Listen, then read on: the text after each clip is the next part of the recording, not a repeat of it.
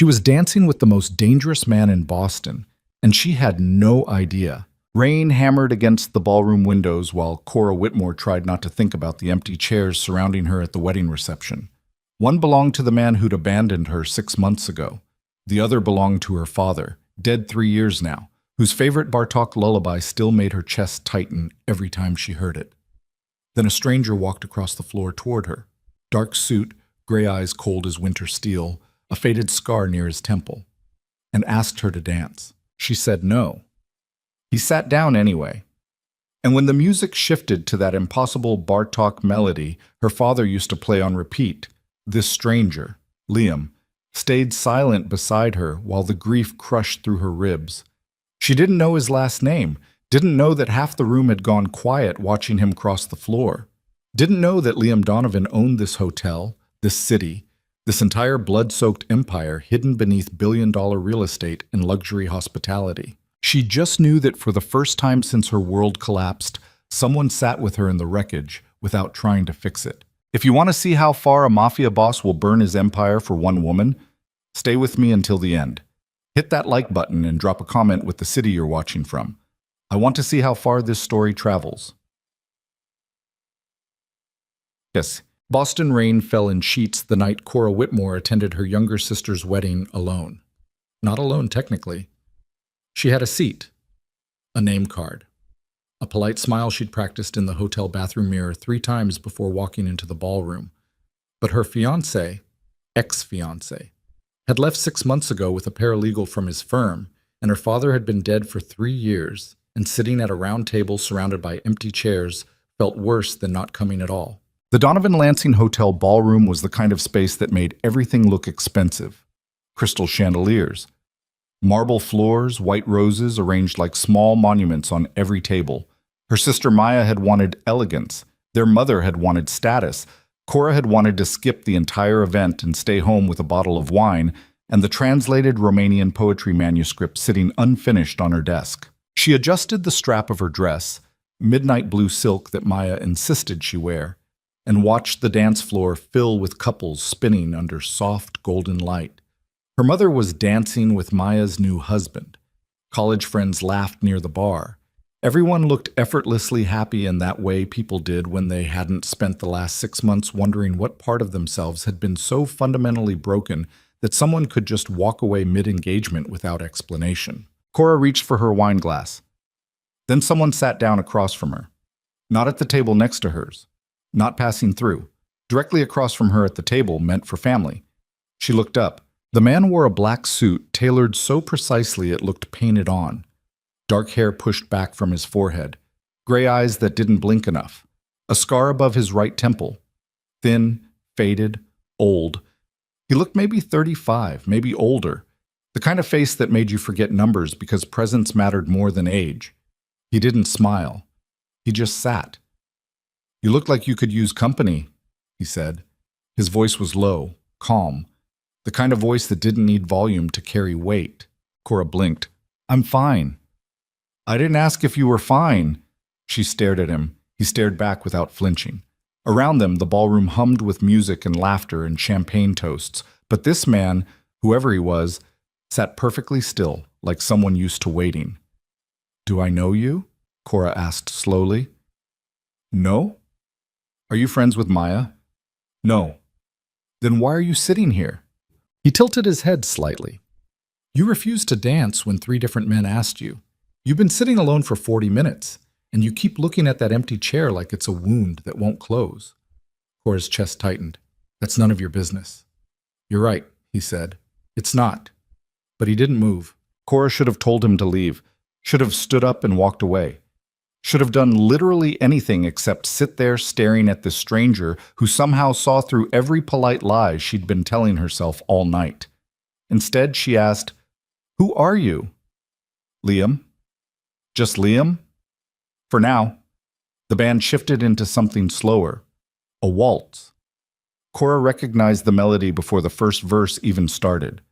Her breath caught. Bartók. The same lullaby her father used to play on the old upright piano in their living room when she was 7 years old. The same melody he'd hum while cooking dinner. The same song that had played at his funeral while Cora stood at the podium, unable to speak because grief had wrapped around her throat like barbed wire. She gripped the edge of the table. Liam's eyes flicked toward the dance floor, then back to her. "You know this song." It wasn't a question. Cora nodded once. She didn't trust her voice. "Someone important?" he asked quietly. "My father." Liam didn't say he was sorry, didn't offer empty comfort. He just sat there across from her while the Bartok lullaby filled the ballroom, and Cora tried not to let the tears building behind her eyes spill over in front of a complete stranger. When the song finally ended, Liam leaned back in his chair. "You should leave," he said. Cora frowned. "What? This isn't your night. It's hers." He nodded toward the dance floor where Maya spun in her wedding dress, laughing. "You're allowed to go home." "I can't just leave." "Why not?" "Because she's my sister." "And you love her," Liam said. "But sitting here pretending you're not miserable doesn't help anyone." Cora wanted to argue, wanted to defend herself. But he was right. She hated that he was right. "I'll stay until the cake," she said finally. Liam almost smiled. Almost. "All right." He stood, adjusted his cufflinks, started to walk away. Then he paused. "The empty chair," he said without turning around. "Was it the father or someone else?" Cora swallowed. "Someone else." Liam nodded once, then he disappeared into the crowd. Cora didn't see him again for the rest of the reception. She stayed for the cake, stayed for the toasts, stayed until her mother hugged her and whispered, "You did good tonight, sweetheart," in that voice that meant, "I know you're hurting, but I'm proud of you anyway." Then she grabbed her coat and slipped out into the rain. The Donovan Lansing Hotel was the kind of place that had 3 separate valet stations. Cora stood under the covered entryway watching black cars pull up one after another, couples laughing as they climbed into warm leather seats, drivers opening umbrellas. She didn't have a car here. She'd taken the train. The rain came down harder. A black sedan pulled up in front of her. The back window rolled down. "Liam." He leaned toward the open window. "Get in." Cora stepped back. "I'm fine. You're about to walk to the train station in heels and a silk dress in a rainstorm. I'll call a cab. It's midnight on a Saturday. You'll be waiting 20 minutes. He pushed the door open from inside. "Get in." Cora hesitated. Every instinct told her not to get into a car with a stranger, but something about Liam felt not safe exactly. Just steady. Like someone who understood wreckage without needing to talk about it. She got in. The inside of the car smelled like leather and expensive cologne. Liam sat on the far side of the back seat, arms resting casually along the edge of the window. The driver didn't turn around, didn't speak, just waited. "Where do you live?" Liam asked. "Brookline, near Coolidge Corner." Liam nodded once to the driver. The car pulled smoothly into traffic. For a long time, neither of them spoke. Rain streaked across the windows. The city blurred past in smears of neon and streetlights. Cora kept her hands folded in her lap and tried not to think about how strange this was. Sitting in a car with a man whose last name she didn't even know. "Thank you," she said finally. Liam glanced at her. "For what?" "Sitting with me. Not asking questions." "You didn't need questions." "No," Cora agreed quietly. "I didn't." They lapsed back into silence. The driver took a turn toward Brookline. Buildings shifted from downtown glass towers to brownstones and narrow streets lined with oak trees. Cora watched the familiar neighborhood appear through the rain and felt the tightness in her chest ease slightly. The car stopped in front of her building, a 3-story walk-up with ivy climbing the brick facade. Liam reached past her and opened the door. "Good night, Cora." She froze. "I never told you my name." He met her eyes. "You wore a name card at the table." "Right, of course." Cora stepped out into the rain, turned back. "Will I see you again?" Liam's expression didn't change, but something shifted in his eyes. Something careful, deliberate, like a man weighing decisions he hadn't planned to make. "Maybe," he said. Then the door closed, and the car disappeared into the rain-soaked Boston streets. Cora didn't think about Liam for exactly 3 days. Then a package arrived at her door. No return address. No note. Just a plain brown box sealed with tape. Inside was a book. Not new. The spine was cracked. Pages yellowed. A first edition hardcover of collected poems by Paul Celan. German-Romanian translations, 1952 printing. Cora had been searching for this edition for 2 years. Her hands shook as she opened the cover. On the inside flap, someone had written in neat black ink, "For wounds that refuse to close." No signature. She sat on the floor of her studio apartment and stared at the book until her vision blurred. 2 weeks later, another package. This time, a leather-bound journal filled with handwritten French poetry. Not printed, handwritten. Every page carefully copied in fountain pen ink. Cora traced the elegant script with her fingertip and tried to imagine someone sitting alone at a desk transcribing Rimbaud by hand just to send it to her. The note inside read, "Language is the only safe place to hide. Still no signature." Cora stood in the middle of her apartment holding the journal and felt something dangerous begin to bloom inside her chest. She didn't expect to see Liam again, but 3 weeks after the wedding, she returned to the Donovan Lansing Hotel to retrieve Maya's forgotten pearl earring left behind in the bridal suite, and found herself standing in a quiet service corridor on the 3rd floor, staring at an elevator she'd taken a wrong turn trying to find. The elevator doors opened. Liam stepped out. He wasn't wearing a suit this time, just black jeans, a dark sweater pushed up to his elbows. He looked different, less formal, more human, but his eyes were the same. Cold, careful, tired in a way that didn't come from lack of sleep. He stopped when he saw her. For 3 full seconds, neither of them moved. Then Liam said, "You got the books." Not a question. Cora's throat tightened. "That was you." "Yes." "Why?" Liam stepped closer. Not threatening, just deliberate. "Because you looked like someone who needed to know she wasn't invisible." Cora's breath caught. "I shouldn't have sent them," Liam continued. His voice was quieter now. "I don't usually do things like that." "Then why did you?" He looked at her for a long time, long enough that Cora felt her pulse quicken under the weight of his attention. "I don't know," he said finally. It was the first time he'd sounded uncertain about anything. Cora took a breath. "I came here to pick up my sister's earring." "Bridal suite?" "Yes." "Follow me." He led her down the corridor without another word. His movements were precise, controlled, like someone who'd spent years learning exactly how much space his body occupied and never wasting an inch of it. They reached the bridal suite. Liam unlocked the door with a keycard from his pocket. Cora stepped inside. The room was pristine. Furniture back in place, linens changed, champagne glasses cleared away, like the wedding had never happened. "Check the bathroom," Liam said from the doorway. "Maya left jewelry on the counter." Cora walked into the bathroom, found the pearl earring sitting beside the sink exactly where he said it would be. When she came back out, Liam was standing near the window looking down at the street below. "How did you know where it was?" she asked. "I own the hotel." Cora stopped.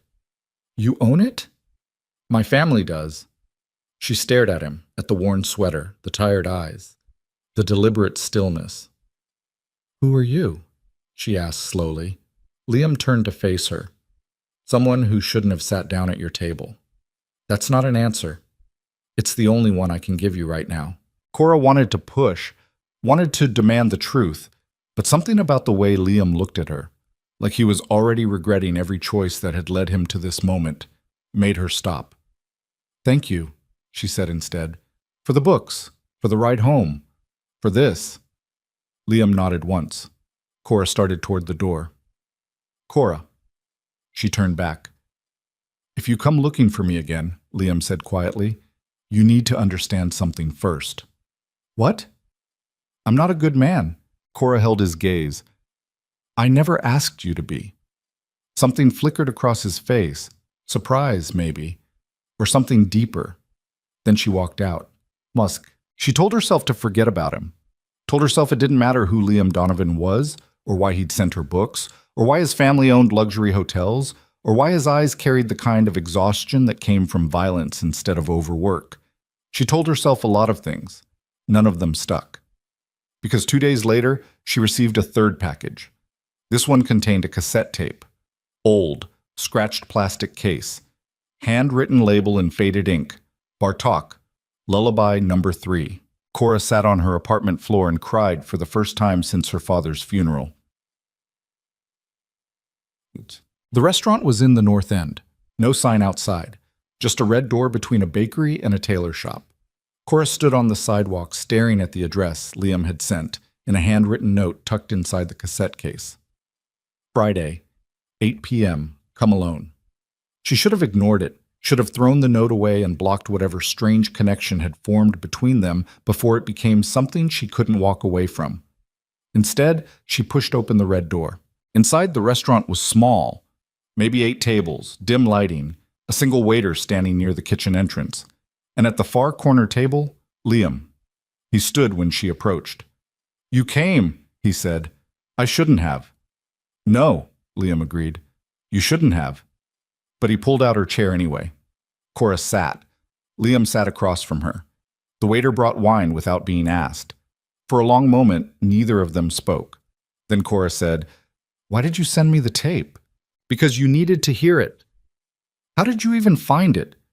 Liam's expression didn't change. "I know people who know people." "That's not an answer. It's the best one you'll get." Cora leaned forward. "Who are you, Liam?" He took a slow breath, set down his wine glass, met her eyes. "My full name is Liam Donovan. My family owns the Donovan Lansing Hotel, and 6 other hotels across Boston, and a private club in Back Bay, and real estate holdings worth $3 billion. He paused. "And none of it is legal." Cora's pulse spiked. "What do you mean?" "I mean my family doesn't just own hotels," Liam said quietly. "We own territory, routes, protection networks. Everything you think the Mafia is in movies, we are that in real life." The air in the restaurant went cold. Cora stared at him. "You're serious?" "Yes." "You're the head of the Donovan Syndicate," Liam finished. "Yes." Cora stood up so fast her chair scraped against the floor. Liam didn't move. "I should leave," she said. "You should." "I shouldn't have come here." "No." "I don't—" Cora's voice cracked. "I don't know what I'm doing." Liam finally stood. Slowly, deliberately. He didn't step toward her, just looked at her with those cold gray eyes that somehow made her feel seen instead of afraid. "You came here," he said, "because you're tired of people pretending to care when they don't. You came here because I sent you a tape of a song your father loved, and that meant something." He paused. "And you came here because I don't lie to you." Cora's hands shook. "You're a criminal." "Yes." "You've hurt people." "Yes." "Then why are you telling me this?" Liam's jaw tightened. "Because if you keep seeing me, you'll figure it out eventually, and I'd rather you know now before—" He stopped himself. "Before what?" He looked at her for a long time. "Before I make you someone my enemies can use against me," he said finally. Cora felt her breath leave her lungs. The waiter appeared with food, set down plates quietly, disappeared. Cora stared at the untouched meal. "I should go." "You should." But neither of them moved. Then Liam said very quietly, "If you walk out that door right now, I won't contact you again." Cora's throat tightened. "You promise?" "Yes." She looked at him, at the scar above his temple, at the exhaustion carved into his face, at the way he held himself like a man who'd learned to carry weight most people couldn't imagine. She thought about the books, the tape, the way he'd sat with her in silence at the wedding while grief crushed her ribs. She thought about the empty chairs. Then she sat back down. Liam exhaled slowly. "You're making a mistake," he said. "I know," Cora whispered. But she didn't leave. That. The next 3 weeks blurred together in a rhythm Cora couldn't explain and didn't know how to stop. Liam never called, never texted. He just appeared, outside her apartment building after work, at the corner cafe where she translated poetry manuscripts over espresso. Once, in the lobby of the Boston Public Library while she researched German Romantic poets for a client. He didn't ask permission. Didn't explain himself. Just showed up and waited until she decided whether to acknowledge him or walk away. She never walked away. They talked about books, music, languages, her father's obsession with Bartok, Liam's mother's insistence that he learn French before he turned 10. They didn't talk about the syndicate, the territory wars, the violence humming beneath every polite conversation, but Cora saw the truth anyway. She saw the way people moved when Liam walked into a room, heads down, voices quieter, bodies angled away like prey avoiding a predator. She saw the men in dark suits who followed them at a distance during walks through the common. Not bodyguards exactly, something worse. She saw the scars on Liam's hands, the way he checked exits before sitting down, the fact that he never turned his back to a door, and slowly, dangerously, Cora stopped being afraid. It happened on a Tuesday night in October. Liam picked her up outside her apartment and drove them to a private dinner in Cambridge. Another unmarked restaurant, another quiet corner table. But this time, Cora asked the question she'd been avoiding for weeks. "How many people have you killed?" Liam set down his fork, didn't flinch. "Do you really want to know?" "Yes." He looked at her for a long moment, then said, 4. Cora's chest tightened. "Yourself or ordered?" "Myself." "Why?" "Because they were going to kill people I was responsible for protecting." "Your family?" My family, my people, my territory." He paused. "This world doesn't have courts, Cora. It has consequences." Cora swallowed hard. "Do you regret it?" Liam's expression didn't change. "No." She should have been horrified, should have stood up and walked out and never looked back.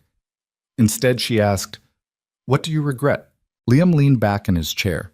For the first time since she'd met him, he looked genuinely tired. "I regret," he said slowly, "that I inherited this empire at 25 because my father got shot in a parking garage. I regret that I spent 7 years trying to modernize the organization without starting a war. I regret that every decision I make either protects people I care about or destroys them." He met her eyes. "And I regret that I sat down at your table 3 months ago, because now you're part of this, whether you want to be or not." Cora's throat ached. "What if I don't want to be?" "Then leave." "You said you wouldn't contact me again if I left." "I won't." Cora stared at him, at the man who'd sent her books and cassette tapes in quiet moments of stillness in the middle of grief. The man who'd just admitted to killing 4 people without hesitation. "I don't know how to do this," she whispered. "Neither do I," Liam said, and somehow that made it easier. The truth came out 3 days later, not from Liam, from the internet. A society gossip blog published an article titled, "Who is Liam Donovan Really?" The post included photos, security footage, financial records leaked from unnamed sources, and a detailed breakdown of the Donovan family's criminal empire stretching back 40 years. Cora read the entire article sitting at her kitchen table with her hands shaking so badly she could barely hold her phone. Liam Donovan wasn't just connected to organized crime. He was organized crime. The Donovan Syndicate controlled luxury hospitality across the East Coast, protected gambling networks, laundered money through real estate holdings, operated as the hidden backbone of Boston's underground economy. And Liam, quiet, careful, exhausted Liam, was the man holding it all together. Cora's phone buzzed, a text from an unknown number. "I'm sorry you had to find out this way. L." She stared at the message. Then she threw her phone across the room and watched it shatter against the wall. Cora didn't answer Liam's calls for 4 days. She deleted his texts without reading them, blocked the unknown numbers that kept appearing on her screen, threw herself into translation work, 12-hour days hunched over German poetry manuscripts, Romanian essays, French memoirs. Anything to keep her brain too occupied to think about the fact that she'd been sleeping with Boston's most powerful crime lord. Not sleeping with, not yet, but close enough that the line had started to blur. On the 5th day, Maya showed up at her apartment. Her sister stood in the doorway holding 2 coffees and wearing the concerned expression that meant she'd been sent on a mission. "You look like hell," Maya said. Cora stepped aside to let her in. "Thanks. Mom's worried. You haven't answered her calls either." "I've been working." Maya set the coffees down on the kitchen counter and turned to face her. What happened with that guy from the wedding? Cora's chest tightened. What guy? Don't play dumb. The one who drove you home. Mom saw you leave with him. Nothing happened. Cora. I said nothing happened. Maya crossed her arms. You've been acting weird for weeks. You disappear for entire evenings without explanation. You're getting mysterious packages delivered to your door. And now you look like you haven't slept in days. She paused. So I'm going to ask you one more time. What happened with that guy? Cora walked to the window, stared out at the gray Boston sky, felt the weight of the truth pressing against her ribs like a fist. His name is Liam Donovan, she said finally. Maya frowned. Donovan? Like the hotel? Yes? So he's rich? He's a criminal. Silence. Cora turned around. Maya was staring at her with an expression somewhere between confusion and horror. What do you mean criminal? Maya asked slowly. I mean, the Donovan family doesn't just own hotels. They own territory, routes, protection networks. Cora's voice cracked. They're the Mafia, Maya, and Liam runs it. Maya sat down heavily in one of the kitchen chairs. You're joking. I wish I was. How do you even know this? Because he told me. He just told you he's a Mafia boss? Yes? Maya stared at her for a long moment. Then she stood up. You need to call the police. And say what? I had dinner with someone who admitted to committing crimes? Cora shook her head. They won't do anything. He's too powerful. Then you need to stay away from him. I am staying away from him. Good. Maya grabbed her purse, started toward the door, then stopped. Cora? What? Do you love him? Cora's throat closed. I barely know him. That's not what I asked. Cora looked at her sister, at the concern written across her face, at the fear in her eyes, and felt something crack open inside her chest. I don't know, she whispered. Maya's expression softened. Then figure it out before you get hurt. She left. Cora stood alone in her apartment and wondered if it was already too late. Monsieur, Liam showed up at her door that night. No warning, no text. Just 3 sharp knocks at 11 p.m. while Cora was sitting on her couch staring at a blank translation document on her laptop. She opened the door without checking the peephole. Stupid. Dangerous. Exactly the kind of mistake people made right before their lives fell apart. Liam stood in the hallway wearing dark jeans and a black jacket. His hair was damp from rain. His eyes looked hollow. You blocked my number, he said. Yes. Can I come in? No. Liam nodded slowly, like he'd expected that answer. I need to explain. There's nothing to explain, Cora interrupted. I read the article. I know what you are. You knew what I was before the article. Knowing and seeing proof are different things. Are they? Liam's voice was quiet, controlled. But there was something underneath it, something raw and barely leashed. You asked me how many people I killed. I told you. You asked me if I regretted it. I said no. I never lied to you, Cora. You didn't tell me the truth either. I told you everything you asked for. That's not the same. Liam's jaw tightened. What do you want from me? I want you to leave. All right. He turned to go. Cora's chest ached. Wait. Liam stopped, didn't turn around. Why did you come here? She asked. Because you stopped answering. So? So I needed to know you were safe. Cora stepped closer, close enough to see the exhaustion carved into his face, close enough to smell rain and expensive cologne, close enough to make a mistake she couldn't take back. I'm safe, she said quietly. Good. But I can't do this. Liam finally turned to look at her. Can't do what? Whatever this is. Us. You. She swallowed hard. I'm not built for your world, Liam. I translate poetry. I drink too much coffee. I cry at old music. I don't know how to exist in a place where people kill each other over territory disputes. I'm not asking you to exist in my world. Then what are you asking?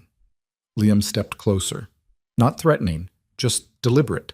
His voice dropped to something quieter, rougher. I'm asking you to let me exist in yours. Cora's breath caught. I don't know how to be the person you need, she whispered. I don't need you to be anything, Liam said. I just need you to be here. Why? Because when I'm with you, I remember what it feels like to be human. Cora felt tears burn behind her eyes. That's not fair. I know. You can't just show up at my door and say things like that. I know. You need to leave. I know. But neither of them moved. Then Liam reached up slowly, giving her time to pull away, and touched her face with his scarred knuckles. Cora closed her eyes.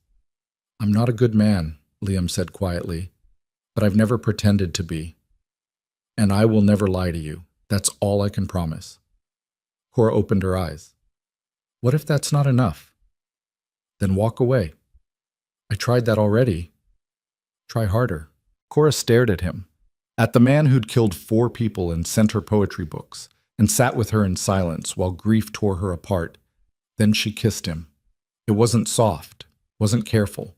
It was desperate and messy and tasted like rain and regret and all the terrible decisions she'd been trying to avoid for weeks.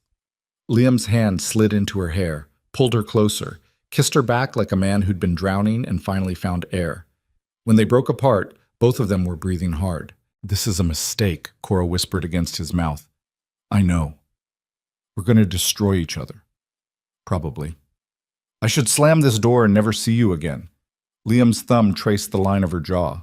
You should. But Cora pulled him inside anyway. Giat. She woke up at 3 a.m. tangled in sheets that smelled like him. Liam was sitting on the edge of her bed, fully dressed, staring at his phone with an expression that made her stomach drop.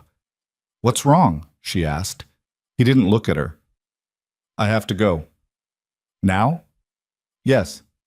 Cora sat up, pulled the sheet around herself. What happened? Liam finally turned to look at her. His eyes were cold again.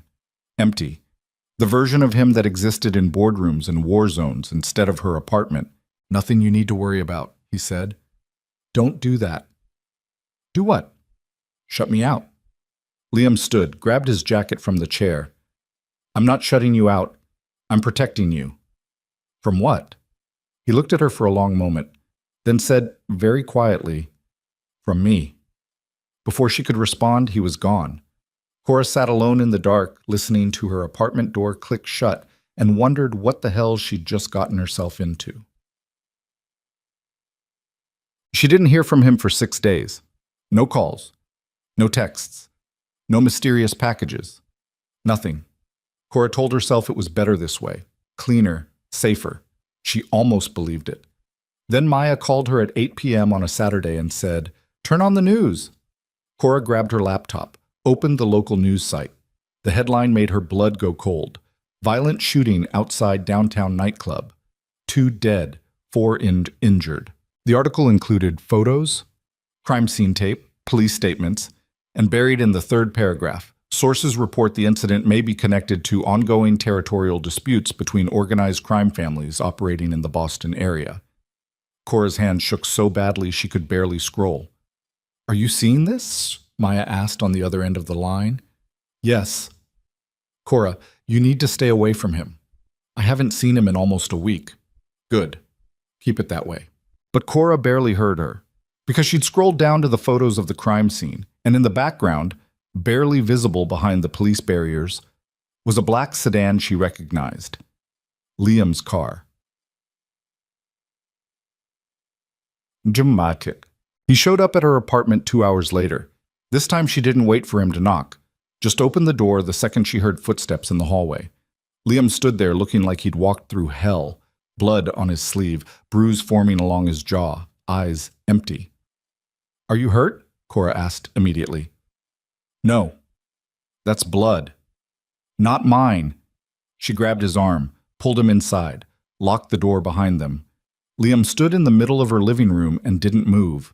Cora walked straight to the bathroom, grabbed the first aid kit, came back out and pointed at the couch. Sit. I'm fine. Sit down, Liam. He sat. Cora knelt in front of him and started cleaning the blood off his sleeve with a damp cloth. Her hands were shaking. She hated that her hands were shaking. What happened? She asked quietly. Territory dispute. People died. Yes. Did you? No, Liam interrupted. I wasn't there when the shooting started. But you went there after. I had to. Cora pressed the cloth harder against his arm. Why? Because one of the men who died worked for me, and the people responsible needed to know there would be consequences.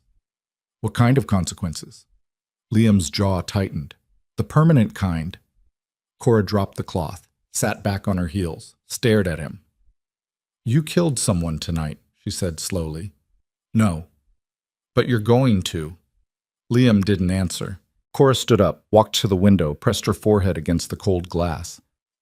I can't do this, she whispered. Behind her, Liam stood. She heard him move closer, felt his presence like heat against her back. Then don't, he said quietly. Cora turned around. Don't what? Don't do this. Don't be with me. Don't get pulled into a world where people die over nightclub territories. He paused. Walk away, Cora, while you still can. Is that what you want? What I want doesn't matter. Yes, it does. No, Liam said. His voice was rough now, raw. It doesn't, because what I want will get you killed. Cora's chest tightened. You don't know that. Yes, I do. I've seen it happen before. To who? Liam's expression went completely blank. Someone I cared about, 7 years ago. They used her to get to me, and by the time I found her, it was too late. The air in the apartment went cold. Cora stared at him. What happened to her? She died, Liam said flatly. Because I wasn't careful enough. Because I thought I could protect her. Because I was stupid enough to believe love mattered more than violence.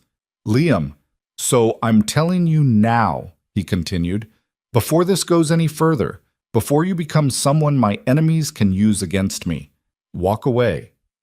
Cora's throat ached. And if I don't want to, then you're a fool. Maybe I am. Liam stepped closer, close enough that she had to tilt her head back to look at him. His eyes were dark, empty, haunted. I will destroy you, he said quietly. Maybe not today, maybe not next month, but eventually my world will swallow you whole and I won't be able to stop it. Cora reached up, touched his face, felt him flinch under her palm. What if I don't care, she whispered. You should. But I don't. Liam caught her wrist, held it. Cora, I know what you are, she said. I know what you've done. I know people are going to die because of you, and I know that being with you is the most dangerous decision I'll ever make. She paused. But when I'm with you, I don't feel invisible anymore. Liam's grip tightened. That's not enough. It's enough for me. For a long moment, neither of them moved. Then Liam pulled her against his chest and held her like a man trying to memorize the shape of something he was about to lose. 3 weeks passed in a strange blur of normalcy and violence. Liam still disappeared for days at a time. Still came back with bruises and blood that wasn't his. Still refused to explain where he'd been or what he'd done. But he also showed up at her apartment with takeout at midnight, sat on her couch reading while she worked on translations, fell asleep beside her with his hand wrapped around her wrist like he was afraid she'd vanish. Cora learned to read the signs. When Liam's jaw was tight, someone had threatened him. When his knuckles were bruised, he'd hit someone. When his eyes went empty, someone had died. She didn't ask for details, didn't push, just stayed. And slowly, dangerously, they built something fragile in the spaces between the violence. Then the article came out. Not a gossip blog this time. A real newspaper, front page of the Metro section. Donovan crime family under federal investigation. Insider sources suggest imminent arrests. Cora read the entire thing standing in her kitchen with her coffee going cold. The article detailed everything. Money laundering, racketeering, witness intimidation. A federal task force had been investigating the Donovan syndicate for 18 months. Arrests were expected within weeks, and buried in the 6th paragraph was a line that made her blood freeze. Federal prosecutors are reportedly seeking cooperation from individuals close to Liam Donovan, including romantic partners and business associates. Her phone rang. Unknown number, she answered. Hello? Miss Whitmore? A woman's voice, professional, cold. Yes? My name is Agent Sarah Chen. I'm with the FBI. I'd like to speak with you about your relationship with Liam Donovan. Cora's stomach dropped. I don't know what you're talking about. Miss Whitmore, we have surveillance footage of you entering and leaving Mr. Donovan's residence on multiple occasions over the past 2 months. We have phone records. We have witnesses. A pause. You can speak with me voluntarily, or I can subpoena you. Your choice. Cora's hand shook. I need to think about it. You have 24 hours. After that, I'll assume you're choosing not to cooperate. The line clicked off. Cora stood frozen in her kitchen, staring at her phone. Then she called Liam. He answered on the first ring. Are you safe? The FBI just called me. Silence. Liam? Where are you? His voice was sharp now, controlled. My apartment. Stay there, lock the door. Don't answer it for anyone except me. What's happening? I'll explain when I get there. Liam. But he'd already hung up. He arrived 30 minutes later with 2 men Cora had never seen before. Both wore dark suits. Both moved like soldiers. Liam walked straight to her, grabbed her shoulders. Did the agent say anything else? Just that I have 24 hours to cooperate voluntarily. Did she threaten you? No, but she had surveillance footage, phone records. Cora's voice cracked. She knows everything, Liam. Liam's jaw tightened. He turned to the 2 men. Check the windows.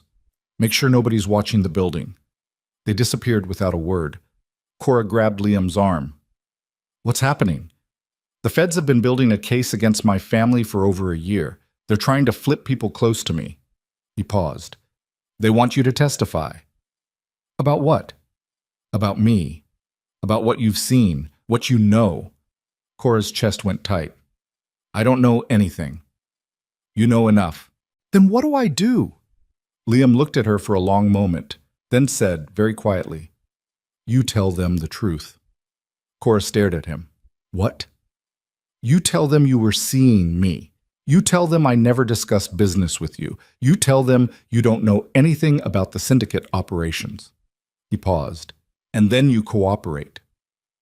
You want me to talk to the FBI? I want you safe, Liam said. And the only way you stay safe is if they believe you're not involved. But I am involved. No, you're not. You're a civilian who made the mistake of dating someone you shouldn't have. His voice was hard now, final. You don't know anything. You can't help them. And after you tell them that, they'll leave you alone. Cora's throat ached. What about you? I'll handle it. That's not an answer. It's the only one you're getting. One of the men came back into the living room. Building's clear. No surveillance we can detect. Liam nodded. Good. Stay outside her door until I leave. The man disappeared again. Cora grabbed Liam's jacket. Don't do this. Do what? Push me away. I'm not pushing you away. I'm protecting you. By lying to the FBI? By keeping you out of prison, Liam said flatly. You think they care about the truth? They want names. They want testimony. They want someone they can use to build their case. He stepped closer. And I will burn this entire city down before I let them use you. Cora felt tears burn behind her eyes. I don't want to lose you. You're not going to lose me. You can't promise that. No, Liam agreed quietly. I can't. Then he kissed her. Hard, desperate, like a man saying goodbye. When he pulled away, his eyes were empty again. Talk to the FBI, he said. Tell them the truth. And then stay away from me until this is over. Liam, I mean it, Cora. If they see us together again, they'll use it against both of us. How long? I don't know. Weeks? Months? Liam's jaw tightened. However long it takes. He walked to the door, stopped, looked back at her one more time. I'm sorry, he said. Then he was gone. Cora stood alone in her apartment and felt everything she'd been building with him shatter into pieces she didn't know how to put back together. She met with Agent Chen the next morning. A coffee shop in Cambridge. Public, neutral, safe. The agent was younger than Cora expected. Maybe 35. Sharp suit, sharper eyes. Thank you for meeting with me, Agent Chen said. Cora sat down, didn't order anything. I don't have much to tell you. Let me be the judge of that. For the next hour, Agent Chen asked questions, detailed questions, questions about Liam's schedule, his associates, his properties, his businesses. Cora answered honestly. She'd been seeing Liam for 2 months. He'd never discussed business with her. She knew he owned hotels. She knew people were afraid of him. She knew the rumors about his family's criminal connections. But she didn't know details, didn't know names, didn't know operations.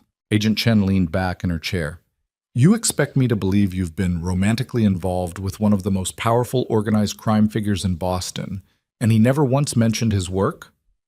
We didn't talk about work. What did you talk about? Books, music, languages. Cora met the agent's eyes. Normal things. There's nothing normal about Liam Donovan. Maybe not to you. Agent Chen's expression hardened. Miss Whitmore, I don't think you understand the kind of man you're involved with. Liam Donovan isn't just a criminal.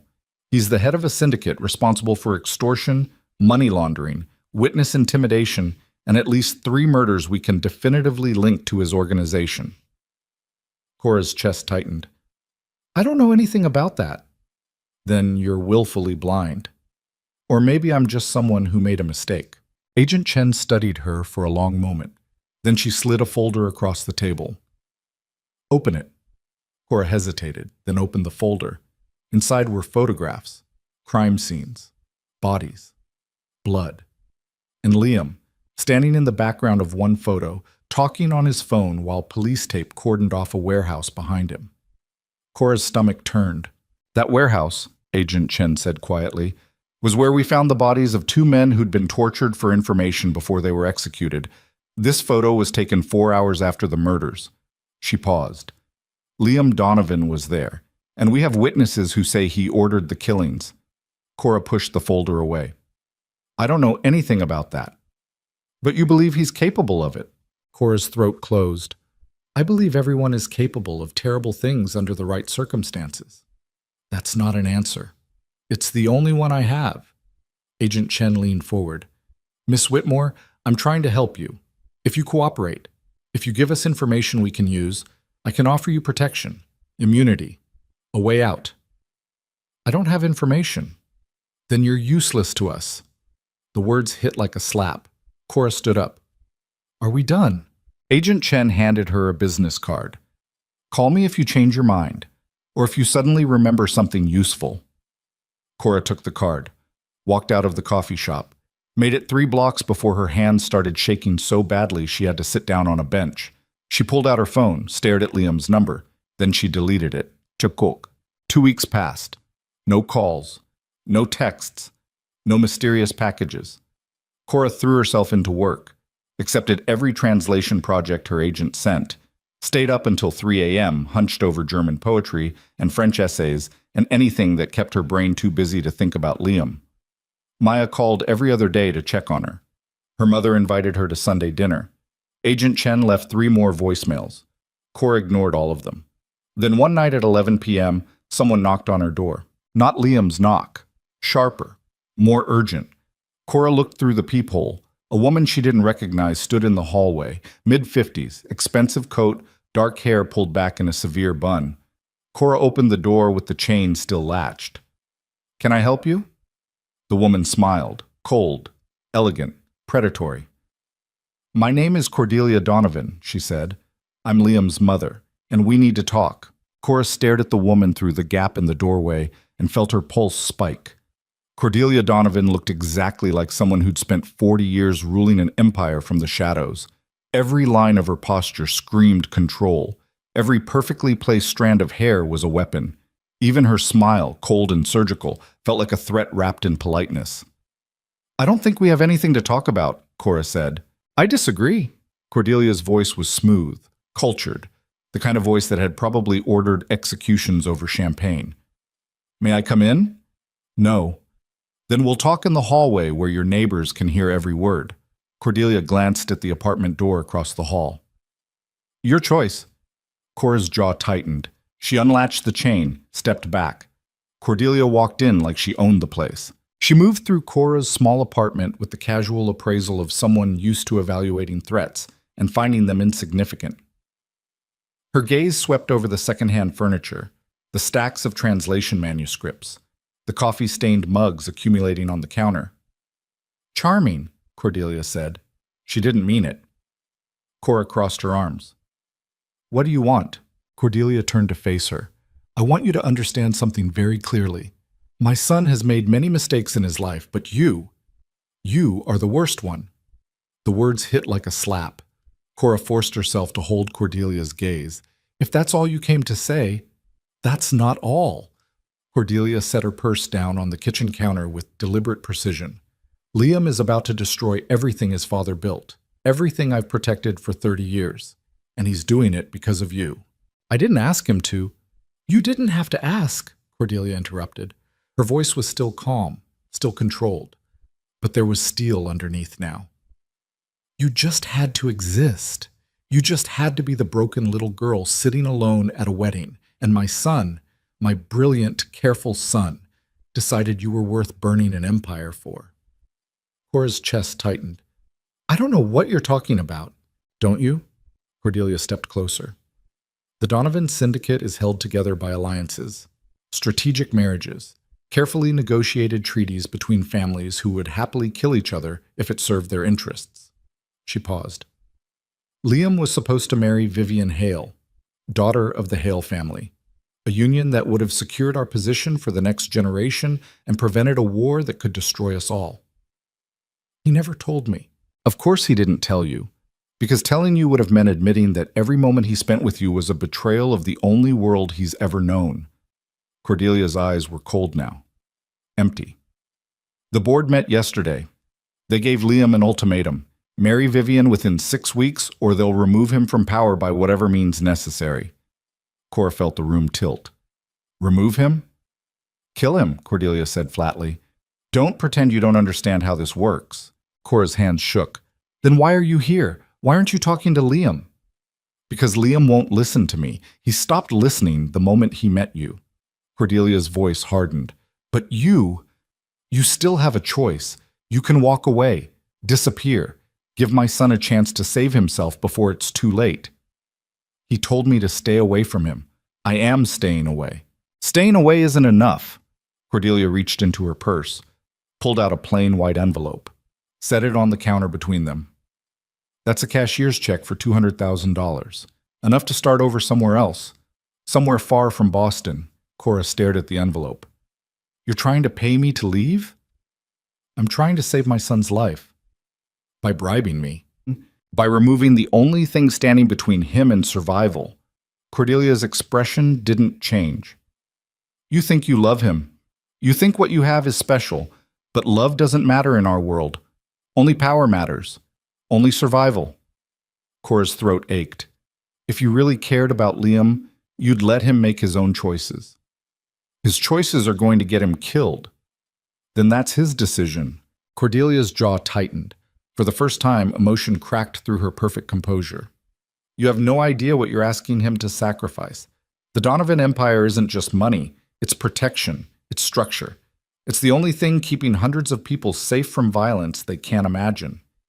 She paused. If Liam refuses the marriage, the board will dismantle everything. Rival families will move on our territory. People will die.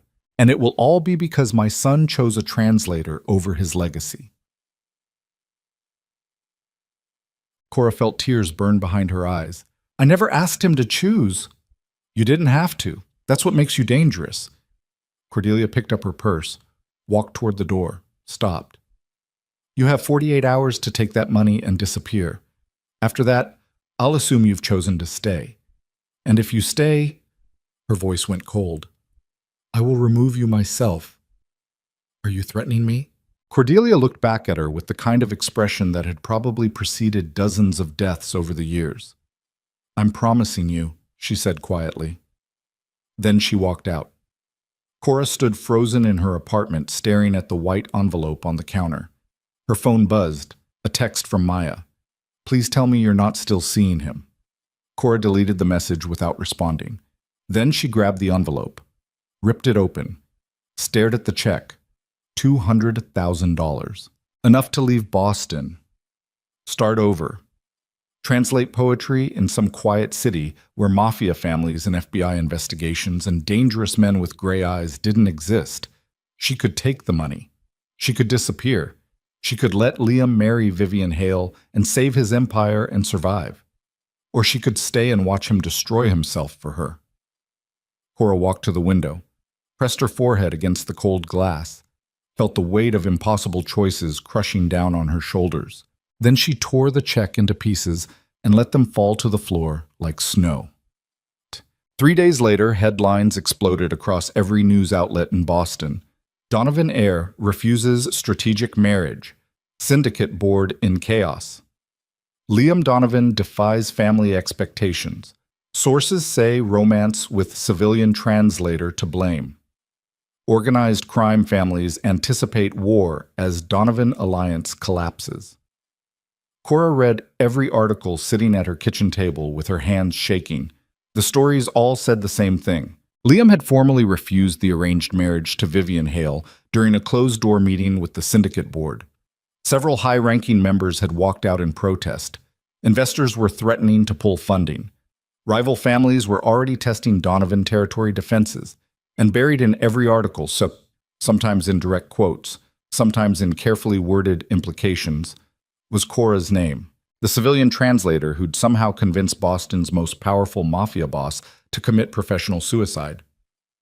Her phone rang. Maya, Cora answered. I know. Have you seen the news? Yes. Cora, people are saying you're the reason. I know, Cora interrupted. Are you safe? I don't know. Silence on the other end of the line. Then Maya said quietly, Do you need somewhere to stay? No. Cora, I'm fine, Maya. I promise. You don't sound fine. I have to go. Cora hung up. Then she opened her laptop and searched for Vivian Hale. The results came back immediately. Photos, society pages, charity galas. A beautiful woman in her early 30s with dark hair and the kind of smile that looked practiced. Daughter of Marcus Hale, another syndicate family with roots stretching back 3 generations. The perfect alliance.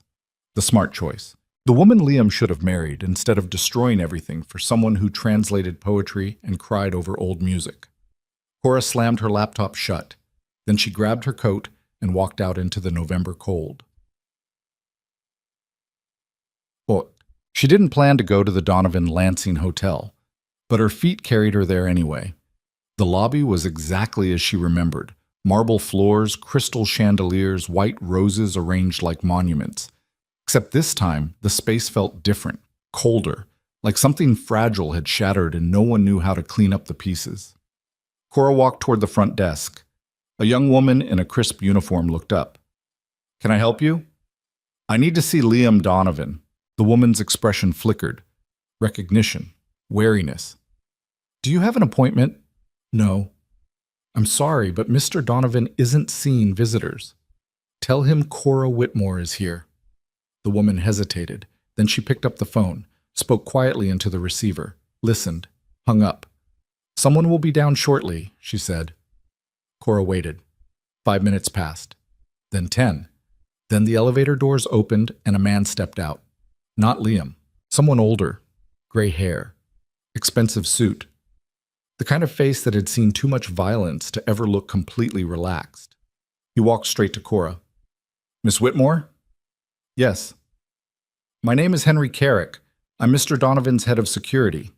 His voice was polite, professional, but his eyes were calculating. Mr. Donovan asked me to escort you upstairs. Cora followed him into the elevator. They rode in silence to the top floor. The doors opened onto a private hallway. Dark wood paneling, thick carpet, security cameras in every corner. Henry led her to a set of double doors at the end of the hall. Knocked twice. A voice from inside. Come in.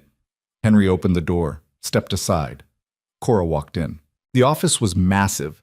Floor-to-ceiling windows overlooking the city, dark furniture, surveillance screens hidden behind sleek panels, financial reports scattered across a conference table, and sitting behind the desk with his shirt sleeves rolled up and exhaustion carved into his face.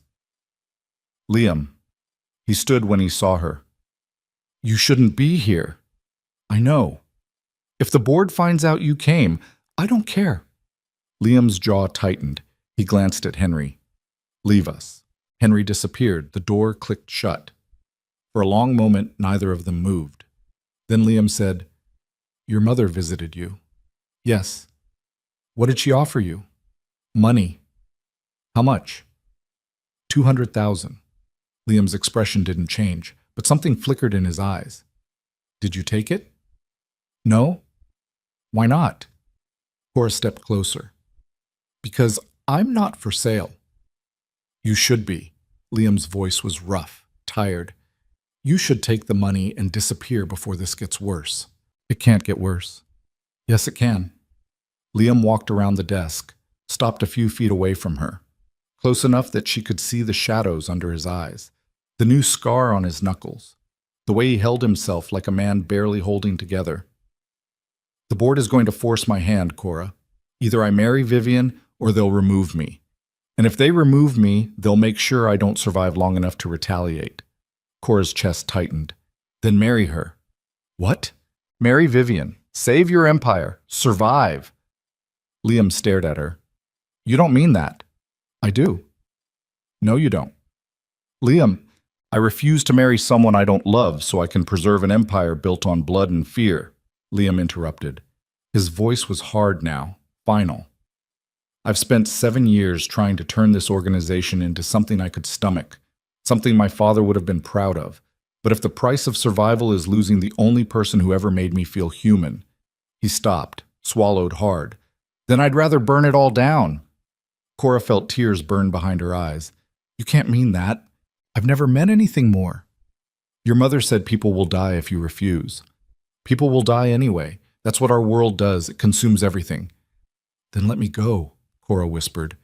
Let me disappear so you can save yourself. Liam stepped closer, close enough to touch her. I tried that. I told you to stay away. I deleted your number. I convinced myself I could go back to the way things were before I met you. He paused. And then I woke up every morning feeling like I'd lost the only thing that mattered. Cora's throat ached. We're going to destroy each other. Probably. I don't know how to exist in your world. Then don't. Just exist in mine. Liam.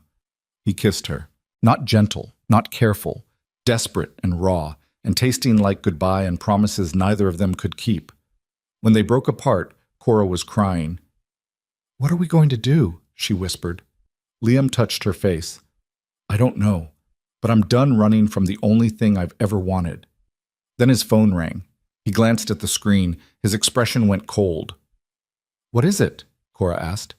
Liam answered the call, listened. His jaw tightened. When? He asked. Pause. I'll be there in 20 minutes. He hung up. Cora grabbed his arm. What happened? The board just called an emergency meeting. Liam's voice was flat, empty. They're voting tonight on whether to remove me. Can they do that? They can do whatever they want if they have the votes. How many do they need? 2/3 majority. Do they have it? Liam looked at her. I don't know.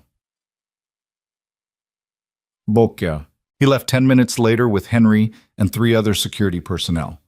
Cora stood alone in the massive office and felt the weight of everything pressing down on her like concrete. Then her phone buzzed. Unknown number. She answered. Hello? Miss Whitmore? Agent Chen's voice. We need to talk. Now. I already told you everything I know. That was before Liam Donovan publicly destroyed his own organization for you. Now you're leverage. A pause. And if you don't cooperate, you're going to be charged as an accessory. Cora's blood went cold. An accessory to what? Obstruction of justice, witness tampering, money laundering. Agent Chen's voice hardened. We have evidence that Liam transferred $200,000 into an offshore account registered under your name 3 days ago. That's not true. The bank records say otherwise. Cora felt the room spin. I never received that money. Then someone went to a lot of trouble to make it look like you did. Agent Chen paused. Meet me at the federal building in 1 hour. If you don't show up, I'll issue a warrant for your arrest. The line went dead. Cora stood frozen, holding her phone. $200,000. Offshore account. Her name. Cordelia. The realization hit like a freight train. Cordelia Donovan had set her up. The check had been a test, and when Cora refused it, Cordelia had planted evidence to make it look like she'd accepted money from Liam. Evidence that would force the FBI to charge her, destroy her credibility, and remove her from Liam's life permanently. Cora's hands shook so badly she almost dropped her phone. Then she did something she'd promised herself she'd never do. She called Agent Chen back. "I'll cooperate," Cora said, "but I need something in return."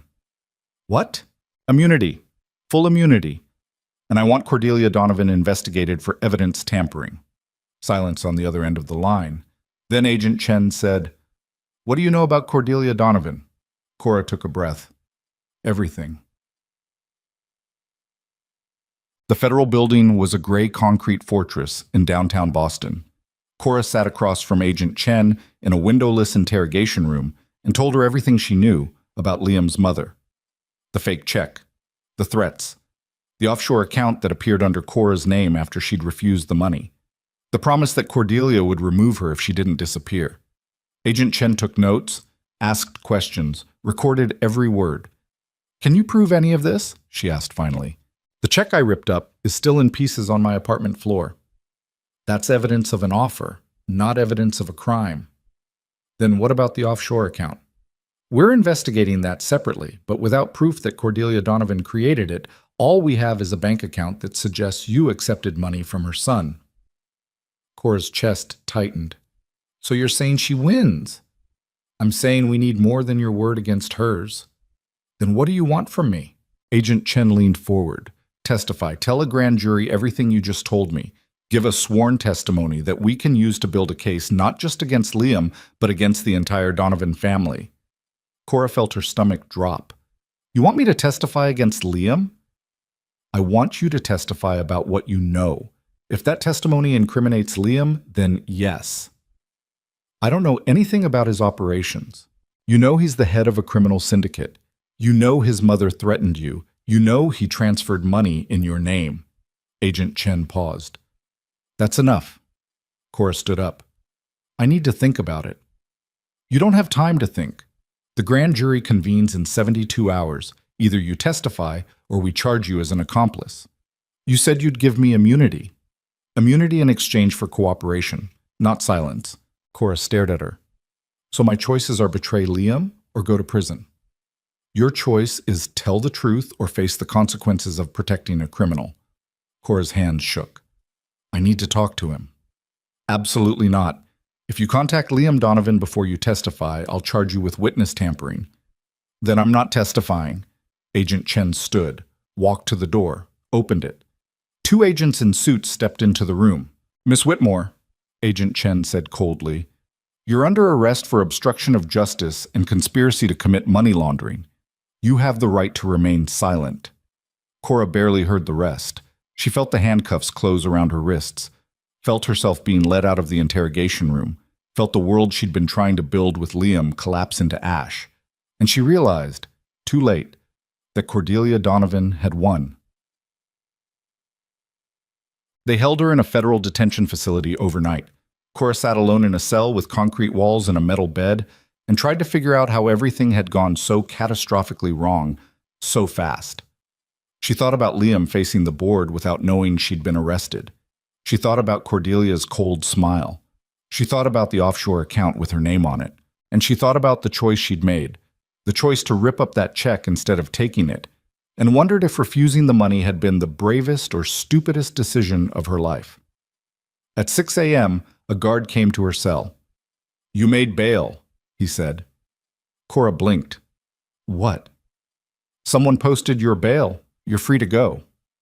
She followed the guard through processing in a daze, signed paperwork, collected her belongings, walked out into the cold November morning. A black sedan was waiting at the curb. The back door opened. Liam stepped out. Cora stopped breathing. He looked worse than she'd ever seen him.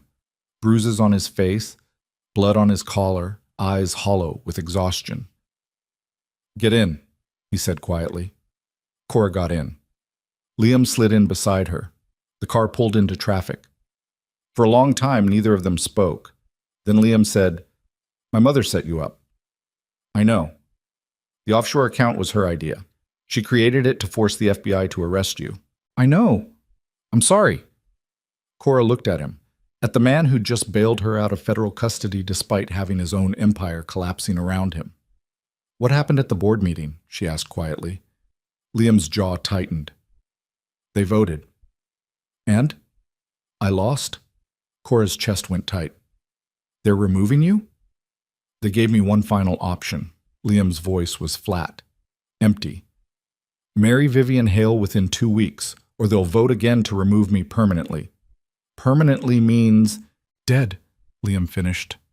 Yes. Cora felt tears burn behind her eyes. Then you have to marry her. No. Liam, I said no. He turned to look at her finally. His eyes were dark, haunted. But underneath the exhaustion was something harder, something that had made a decision and refused to back down. I'm done letting other people decide my life. I'm done sacrificing everything I want to preserve an empire I never asked for. He paused. And I'm done pretending I can exist without you. Cora grabbed his hand. They'll kill you. Maybe. There has to be another way. There isn't. Then what are we going to do? Liam looked at her for a long moment. Then he said, very quietly, we're going to burn it all down. The words hung in the air between them like smoke from a gun that hadn't finished firing. Burn it all down. Cora stared at Liam in the back seat of the moving car and tried to process what he'd just said. His face was bruised, his collar stained with blood that might have been his or someone else's. But his eyes, those cold gray eyes that had first caught her attention at a wedding 3 months ago, were absolutely certain. What does that mean? She asked slowly. It means I'm dismantling the empire, Liam said, piece by piece, before the board can vote me out, before my mother can arrange another marriage, before the FBI builds their case. He paused. I'm taking apart everything my father spent 40 years building. Cora's pulse spiked. You can't do that. I can, and I will. Liam, if you dismantle the syndicate, you'll have enemies from every direction. I already have enemies from every direction. His voice was flat, final. The difference is, now I'm choosing when and how this ends. The car turned down a narrow street in South Boston. Industrial buildings. Empty lots. The kind of neighborhood where bad things happened and nobody asked questions afterward. Cora grabbed Liam's arm. Where are we going? Somewhere safe. That's not an answer. It's the only one you're getting right now. The car pulled into an underground parking garage beneath what looked like an abandoned warehouse. Concrete pillars, flickering lights, the smell of oil and rust. Henry was waiting beside a black SUV. The sedan stopped. Liam got out, offered his hand to Cora. She took it. Her legs felt unsteady. Her head was still spinning from federal custody and bail, and the impossible choice Liam had just announced. But his hand was warm and solid, and when she looked up at him, she saw something she'd never seen before. Not fear, not exhaustion, freedom, like a man who'd spent his entire life carrying chains and finally decided to break them. How long do we have? Liam asked Henry. 4 hours. Maybe less. Henry's voice was tense. The board is convening an emergency session at noon. If you're not there to answer their questions, they'll interpret it as abandonment. Good. Henry's expression flickered. Sir, with all due respect, I know what I'm doing, Henry. Do you? Because from where I'm standing, you're about to sign your own death warrant. Liam's jaw tightened. Then stop standing there and start preparing for what comes next. Henry stared at him for a long moment. Then he nodded once and walked toward the SUV. Cora turned to Liam. What comes next? War, Liam said quietly. The kind that doesn't end until everyone involved is either dead or broken. Her throat went tight. And you're okay with that? No. He looked at her, really looked at her. But I'm more okay with that than spending the rest of my life pretending to be someone I'm not. Before she could respond, her phone rang. Unknown number. She answered, Hello? Miss Whitmore. Agent Chen's voice. Sharp, urgent. Where are you? That's none of your business. You violated your bail conditions by leaving federal custody with Liam Donovan, If you don't return to the detention facility immediately, I'll issue a warrant. Cora hung up, turned off her phone, looked at Liam. No going back now, she said. No, Liam agreed. There isn't. The safe house was in Roxbury, a 3-story brownstone that looked abandoned from the outside but was fortified like a bunker on the inside. Steel-reinforced doors, surveillance cameras, armed guards positioned on every floor. Liam led Cora to a second-floor office. The room was sparse. A desk, 2 chairs, a laptop connected to multiple external hard drives. Maps of Boston spread across one wall with locations marked in red ink. Sit, Liam said. Cora sat. Liam opened the laptop, pulled up financial records, spreadsheets, accounts with numbers so large they didn't look real. This, he said, is everything, every account, every holding, every piece of territory the Donovan Syndicate controls. He turned the screen toward her. I'm going to liquidate it all. Transfer the assets to offshore accounts the board can't access, sell the properties, dissolve the protection networks. And by the time they realize what's happening, there won't be an empire left to fight over. Cora stared at the screen. How long will that take? If I move fast, 72 hours. And if the board finds out before you're finished? Then I'll be dead before the weekends. Cora's hand shook. There has to be another way. There isn't. Liam closed the laptop, looked at her with an expression that was somehow both exhausted and determined. I've spent 7 years trying to modernize this organization, trying to make it something I could live with, trying to honor my father's legacy while building something cleaner. He paused. But the truth is, there's no such thing as a clean empire built on violence, and I'm done pretending otherwise. What about the people who depend on you, the families under your protection? I'm setting up trust funds, severance packages, exit strategies for anyone who wants out. His voice was quiet, steady. The ones who choose to stay in this life can find another syndicate to work for. The ones who want out will have the resources to disappear. Cora stood, walked to the window, stared out at the gray Boston morning. Your mother is going to try to stop you, she said. I know. She'll kill you if she has to. Probably. And you're okay with that? Liam walked up behind her, close enough that she could feel the heat of him against her back. I'm okay with dying if it means I spent my last days choosing my own life instead of inheriting someone else's nightmare. Cora turned around, looked up at him. I don't want you to die, she whispered. Then help me survive. How? Liam touched her face. Stay with me. Don't run. Don't second-guess this. He paused. And when it's over, if we're both still alive, leave Boston with me. Cora's chest ached. Where would we go? Anywhere. Everywhere. Somewhere nobody knows my last name. His thumb traced her cheekbone. I have enough money hidden away to disappear for the rest of our lives. We could translate poetry in Prague, teach languages in Buenos Aires, live in a cabin in Norway where nobody cares about Mafia empires or FBI investigations. That's a fantasy. Maybe. But it's the only one I have left. Cora grabbed his shirt, pulled him closer, kissed him hard enough to taste blood and desperation and all the impossible promises they were making to each other. When they broke apart, both of them were breathing like they'd run a marathon. 72 hours, Cora said. 72 hours, Liam agreed. Then his phone rang. He glanced at the screen. His expression went cold. What is it? Cora asked. The board knows.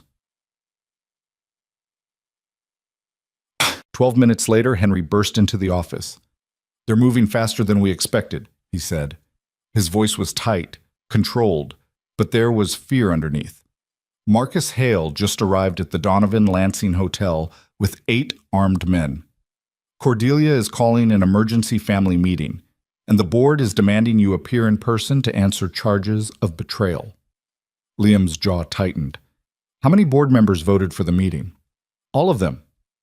Including the ones who supported me? Especially them. You liquidated 3 holding companies this morning without authorization. They're interpreting it as theft. It's not theft if I'm dissolving my own empire. They don't see it that way. Henry paused. Sir, if you don't show up to that meeting, they'll send enforcers, and they won't ask questions before they start shooting. Liam looked at Cora, then back at Henry. How long do I have? 2 hours, maybe less. Then I need to move faster. Henry's expression flickered. Sir, I'm not going to that meeting, Henry. I'm not going to stand in front of a room full of men who've spent their entire lives building empires on blood and explain why I'm choosing a different life. Liam's voice was hard now. Final. I'm finishing what I started, and if they want to stop me, they'll have to kill me first. Henry stared at him for a long moment. Then he said quietly, They will, sir. You know that, right? They will kill you. I know. And you're doing this anyway. Yes? Henry nodded slowly. Then I'll make sure you have enough time. He walked out. Cora grabbed Liam's arm. What did he mean by that? He's going to delay them, stall the board, buy me time to finish the liquidation. How? I don't know. And I don't want to know. Liam opened the laptop again, started typing commands so fast his fingers blurred across the keyboard. I need 3 more hours to finish this. 3 hours to transfer the remaining assets. 3 hours to dissolve the protection networks. 3 hours to make sure there's nothing left for them to fight over. And if they get here before you're finished? Liam didn't answer, because they both knew what would happen. Bokpak. The next 2 hours passed in a blur of wire transfers and encrypted communications and phone calls to offshore banks in countries Cora had never heard of. Liam worked like a man possessed, eyes locked on the screen, fingers moving constantly, voice sharp and controlled as he gave orders to accountants and lawyers and fixers scattered across 3 continents. Cora sat beside him and watched an empire dissolve in real time. Accounts emptied, property sold, holdings liquidated, billions of dollars moving through digital channels so fast it looked like magic. But it wasn't magic. It was just a man systematically destroying everything his father had built because he'd finally found something worth more than power. At 11:15, Liam's phone rang. He glanced at the screen. His expression went dark. It's my mother, he said. Don't answer it. I have to. He answered, put it on speaker. Cordelia's voice filled the room, cold, controlled, furious. What have you done? What I should have done 7 years ago, Liam said calmly. You're stealing from the family. I'm dismantling the family. There's a difference. You have no right. I have every right. I'm the head of this organization, and I'm choosing to end it. Silence on the other end of the line. Then Cordelia said very quietly, You're going to die for this. Probably. And you think that girl is worth it? Yes. Then you're a fool. Cordelia's voice hardened. The board has authorized extreme measures. They're sending enforcers to the safe house. You have 30 minutes before they arrive, and when they do... She paused. They have orders to kill anyone inside. Liam's jaw tightened. Including you? I won't be there. I'll be at the hotel mourning my son who destroyed himself over a civilian translator. Her voice cracked slightly, just slightly. Goodbye, Liam. The line went dead. Cora stared at the phone. She just gave you a warning. I know. Why would she do that? Because despite everything, she's still my mother. Liam stood, started shutting down the laptop. And somewhere underneath the Ice Queen Act, she doesn't actually want me dead. But she's not going to stop it. No, she won't. Cora grabbed his arm. Then we need to leave, now. I'm not finished. Liam, if you stay here, you'll die. If I leave now, this was all for nothing. He pulled away from her, started typing again, faster now, desperate. I need 15 more minutes. Just 15 minutes to finish the final transfers. Gunfire erupted outside. Not distant, close, immediate. The sharp crack of automatic weapons tearing through concrete and steel. Liam grabbed Cora, pulled her to the floor behind the desk. More gunfire, shouting, the sound of glass shattering. Henry's voice over the intercom. North entrance compromised. Repeat, north entrance compromised. Sir, you need to move now. The intercom cut off. Liam grabbed the laptop, shoved it into a backpack, pulled a gun from a desk drawer. Cora stared at the weapon. You're going to shoot your way out? If I have to. There are 8 armed men out there. I know. Liam. He grabbed her face with both hands, looked at her with eyes that were suddenly clear, focused, absolutely certain. Listen to me, he said. There's a service exit in the basement. Henry knows about it. If anything happens to me, you find him and you get out. You don't look back. You don't try to save me. You just run. I'm not leaving you, Yvette. Yes, you are. His voice was hard. You're going to survive this. You're going to leave Boston. You're going to translate poetry in some quiet city where mafia families don't exist. And you're going to live the life I never could. Tears burned Cora's eyes. No. Cora, I said no. She grabbed his wrists. We do this together or not at all. More gunfire, closer now, the sound of boots on stairs. Liam stared at her. Then he nodded once. Together, he said. He pulled her to her feet. They moved toward the door. It exploded inward before they reached it. 3 men in tactical gear burst into the room, guns raised, faces masked. Liam shoved Cora behind him, raised his own weapon. Don't, one of the men said. His voice was cold, professional. You're outnumbered, outgunned, and we have orders to bring you in alive if possible. And if it's not possible? Liam asked. Then we bring you in dead. Liam's finger tightened on the trigger. Cora grabbed his arm. Don't! They're going to kill us anyway. Then let them do it without making you a murderer. Her voice cracked. Please. Liam looked at her. Something shifted in his expression, something that looked like surrender mixed with relief. He lowered the gun. The lead enforcer stepped forward. Smart choice. Then Henry crashed through the window behind them. Not through the door. Through the actual window. Glass exploding inward in a shower of crystalline fragments. His body hit the floor and rolled, came up firing. 2 of the enforcers went down immediately. The third turned toward Henry. Liam raised his gun and shot him in the chest. The man dropped. Silence. Henry stood slowly, blood running down his face from a gash above his eye. Are you hurt? No, Liam said. You? I'll live. Henry grabbed the backpack. We need to move, now. They sent 12 men total. I took out 4 on the first floor. You just killed 3. That leaves 5. Where's the service exit? Basement, but they're covering it. Henry pulled a set of keys from his pocket, tossed them to Liam. Take the motorcycle in the parking garage. It's fast, untracked, and small enough to navigate side streets if they follow you. What about you? I'll hold them off as long as I can. Henry, sir? Henry's voice was firm. You saved my life 15 years ago when nobody else would have. Let me return the favor. Liam stared at him. Then he grabbed Henry's shoulder, squeezed once. Thank you, he said quietly. Henry nodded. Go. Liam grabbed Cora's hand. They ran. Down the stairs, past bodies sprawled in pools of blood, through smoke and broken glass and the acrid smell of gunpowder. Behind them, more gunfire. Henry buying them time he'd never get back. They reached the parking garage, found the motorcycle.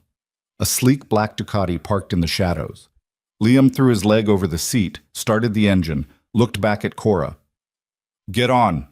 She climbed on behind him, wrapped her arms around his waist, felt his heart hammering against her palms. The motorcycle roared to life. They shot out of the parking garage into cold November daylight. Behind them, the safe house erupted in flames. They didn't stop riding for 20 minutes. Liam navigated through side streets and alleys and residential neighborhoods where SUVs full of enforcers couldn't follow. The wind tore at Cora's face. Her arms ached from holding on, but she didn't let go. Finally, Liam pulled into an underground parking garage beneath a building Cora didn't recognize. He killed the engine, climbed off, helped her down. Cora's legs shook so badly she could barely stand. Where are we? She asked. Backup location. Henry set it up 6 months ago in case everything went to hell. Liam pulled out his phone, checked it. His expression went dark. They found the other safe houses. All of them. They're systematically eliminating anyone loyal to me. How many people? 12 confirmed dead. Another 8 missing. Cora felt her stomach turn. Liam, this is what war looks like. His voice was flat, empty. People die.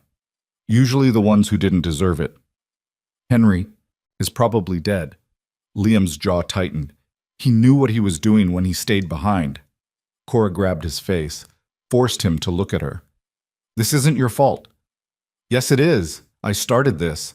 I chose to dismantle the empire. I chose you over them. His voice cracked. And now people who trusted me are dying because I was selfish enough to want a different life. You're not selfish. Yes, I am. He pulled away from her, started pacing. I'm the most selfish person alive, because I looked at an empire built on 40 years of blood and decided it wasn't worth preserving if I couldn't have what I wanted. He stopped, looked at her. And what I wanted was you. Tears burned Cora's eyes. So what do we do now? Liam pulled the laptop out of the backpack, opened it, stared at the screen. I'm down to the final transfers, he said. 10 more accounts, 10 more properties. If I can finish this, if I can liquidate everything before they find us again, there won't be anything left to fight over. How long? An hour, maybe 2. And if they find us before you're finished? Liam looked at her. His eyes were dark, hollow. But underneath the exhaustion was something that looked like peace. Then we die, he said simply. But at least we die choosing our own lives instead of living someone else's. Cora walked to him, took his face in her hands, kissed him like the world was ending, because maybe it was. Finish it, she whispered against his mouth. Liam nodded, sat down, started typing, and Cora stood beside him watching the final pieces of an empire dissolve into nothing. In fact, they had 45 minutes of peace. Then Liam's phone rang. Not his mother this time, Marcus Hale. Liam answered, put it on speaker. You cost me $3 billion today, Marcus said. His voice was calm, too calm, the kind of calm that preceded violence. That's $3 billion in Hale family investments you liquidated without authorization. I liquidated Donovan Holdings, Liam said. Your family shouldn't have been invested if you didn't want to lose. We had a deal. We had a marriage contract. I voided it. By refusing my daughter and running away with a translator? Marcus laughed. It wasn't a pleasant sound. You know what happens to men who break deals in our world, Liam? I don't care. You should, because I just authorized a bounty on your head. $5 million to whoever brings you to me alive. $10 million if they bring the girl too. Cora's blood went cold. She has nothing to do with this, Liam said. She has everything to do with this. She's the reason you destroyed yourself. Marcus paused. You have 12 hours to turn yourself in. If you don't, I'll make sure every enforcer in Boston is hunting you, and when we find you, and we will find you, I'll make sure you watch her die before I kill you. The line went dead. Liam stood, grabbed the laptop, started shutting it down. What are you doing? Cora asked. I'm done. But you're not finished. I don't care. He shoved the laptop into the backpack, grabbed her hand. Marcus Hale just put bounties on both our heads. Every criminal in Boston is going to be hunting us. We need to leave. Now. Where? Canada. Tonight. I have a contact in Montreal who can get us across the border with false papers. Liam. We're leaving, he said. His voice was hard, final. I'm not letting you die because I was too stubborn to walk away when I should have. Cora grabbed his jacket. You can't run from this. Watch me. If you leave now, they'll hunt you for the rest of your life. Then we spend the rest of our lives running, but at least we'll be alive. That's not a life. It's the only one we have left. He pulled her toward the exit. Come on, we're wasting time. The parking garage door exploded inward. 6 SUVs roared inside, tires screaming, headlights blinding. Men poured out, dozens of them, armed, masked. Liam shoved Cora behind a concrete pillar, raised his gun, but there were too many, far too many. Within seconds, they were surrounded. A man stepped forward, older, gray hair, expensive suit, Marcus Hale himself. He looked at Liam with the cold satisfaction of a hunter who'd finally cornered his prey. I gave you 12 hours, Marcus said. You lasted 45 minutes. I'm almost disappointed. Liam kept his gun raised. If you're going to kill us, do it fast. Oh, I'm not going to kill you. Not yet. Marcus smiled. First, you're going to watch everything you tried to build with her burn to ash. Then you're going to beg me to end it. He gestured. 2 enforcers grabbed Cora. She screamed. Liam lunged forward. Something hit him from behind, hard. He went down. The last thing he saw before darkness took him was Cora's face, terrified and furious and beautiful, as they dragged her away. Then nothing. Liam woke up tasting blood. His head throbbed. His vision swam. He tried to move his hands and realized they were zip-tied behind his back to a metal chair bolted to a concrete floor. The room around him was empty except for a single hanging light bulb and a drain in the center of the floor. The kind of room where people disappeared. He tested the zip ties. Tight. Professional. No give. His ribs screamed when he breathed. Someone had worked him over while he was unconscious. Methodical damage designed to hurt without killing. The door opened. Marcus Hale walked in, followed by 2 enforcers. "You're awake," Marcus said. "Good. I was starting to worry we'd hit you too hard." Liam spat blood onto the concrete. "Where is she?" "The translator? Safe. For now." Marcus pulled up a chair, sat down facing him. "Let's talk about what happens next." "There's nothing to talk about." "I disagree." Marcus leaned forward. "You cost me $3 billion, Liam. You destroyed alliances that took decades to build. You embarrassed my family by rejecting my daughter in front of the entire syndicate." He paused. "But I'm a reasonable man, so I'm going to give you a choice." "I'm not interested in your choices." "You should be, because one of them ends with Cora Whitmore walking out of here alive." Liam's chest tightened. "What do you want?" "Reinstate the Empire, reverse the liquidation, marry Vivian, and spend the rest of your life rebuilding what you tried to destroy." Marcus smiled. "Do that, and I'll let your translator disappear. New identity, new city. She'll never see you again, but she'll live. And if I refuse, then I'll bring her in here. I'll make you watch while my men take turns breaking her. And when they're finished, I'll put a bullet in her head and make you live with the memory." Liam felt rage burn through his veins like acid. "You're a monster!" "No, I'm a businessman protecting his investments." Marcus stood. "You have 1 hour to decide. Choose the Empire and save her, or choose her and watch her die." He walked out. The door locked behind him. Liam sat alone in the concrete room and felt the weight of impossible choices crushing down on him for what felt like the 1,000th time in his life. Except this time, there was no clever way out, no hidden exit. No. Henry appearing through a window with guns blazing. Just a choice between the woman he loved and the empire he'd spent 7 years trying to escape. He closed his eyes, thought about his father dying in a parking garage, thought about 7 years of blood and violence and decisions that ate away at his soul, one compromise at a time. Thought about Cora sitting beside him at a wedding reception while the Bartok lullaby played, and for the first time in his life, he'd felt like something other than a weapon. Then he opened his eyes and made his decision. The door opened again 30 minutes later. Not Marcus this time. Cordelia Donovan. She walked in wearing the same elegant composure she always wore. Perfect hair, perfect posture, perfect mask hiding whatever she actually felt underneath. "Hello, Liam," she said quietly. He stared at her. "Come to watch your son get executed?" "Come to offer you a way out." She moved closer, studied his face with an expression that was almost maternal. Almost. "Marcus Hale is a greedy fool who thinks money solves everything, but I know my son better than that." "Do you?" "Yes." She pulled a knife from her coat pocket, moved behind him, cut the zip ties. Liam's hands came free. He rubbed his wrists, stared at his mother. "Why?" he asked. "Bottom." "Because despite everything you've done, despite the fact that you destroyed your father's legacy, you're still my son." Cordelia's voice was quiet, controlled, but there was something underneath it now, something that sounded almost like grief. "And I'd rather see you alive and gone than dead and mourned." She handed him a set of keys, a phone, a passport. "There's a car in the loading dock. Gray sedan, Massachusetts plates." She paused. "The girl is in a room 3 doors down the hall. 2 guards. They're not expecting trouble from inside the building." Liam looked at the keys in his hand, then at his mother. "What happens to you when Marcus finds out you helped us?" "I'll handle Marcus. I've been handling men like him for 40 years. "Mother—" "Go," Cordelia interrupted. Her voice was sharp now, final. "Before I change my mind." Liam stood, moved toward the door, stopped. "Why did you set up the offshore account?" he asked quietly. "Why did you frame Cora?"